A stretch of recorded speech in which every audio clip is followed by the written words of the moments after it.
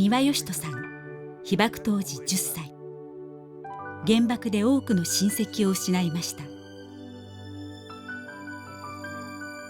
丹羽さんは当時爆心地からおよそ8キロ離れた川内村に疎開していたため、直接被爆を免れました。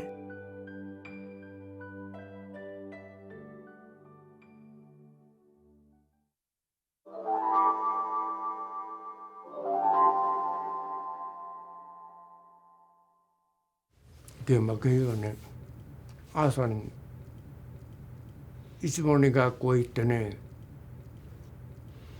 あれよね、教室の机座って筆入れと就寝の教科書を置いて座って先生が来るの待ちよった。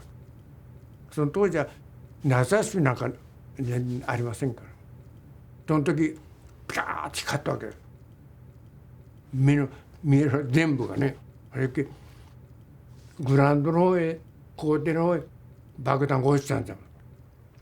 これみんなと一緒にすぐ急いで裏へと北へね、北側へ廊下へ出てこう外行ったんですが、その廊下へ出た頃ドカーッと校舎全部がどうやってですかね、大きな音がしたわけです。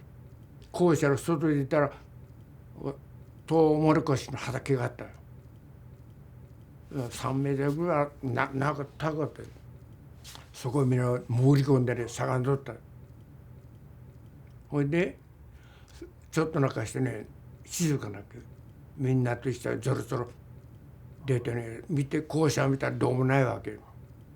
ほいで教室入る。ほいで急いでグラウンドを見てもグラウンドはどうもないわけよ。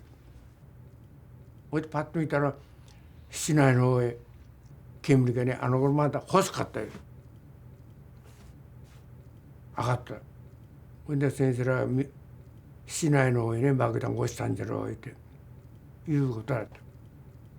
その煙がね、まだ細かった頃はどうかな、色がね黒じゃないです。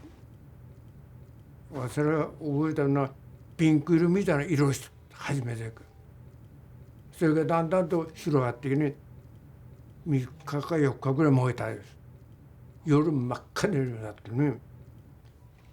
それから昼頃やったのは学校から帰るのに上からね、あっちゃこっちゃね、燃えかすが紙やなんかあれがひらひらひらひら落ちてくるんだけはよく覚えてる。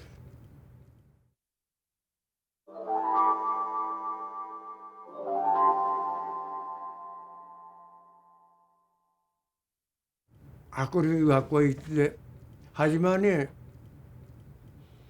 4、5人だったが、だんだん増えてね、全部でね150人ぐらい。